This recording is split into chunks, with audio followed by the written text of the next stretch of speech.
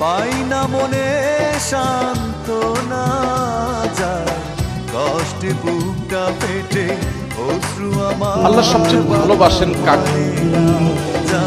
নবী করিম সাল্লাল্লাহু আলাইহি ওয়াসাল্লাম। অভিনয় করে বেঁচে আছি, বিশ্বাস করেন।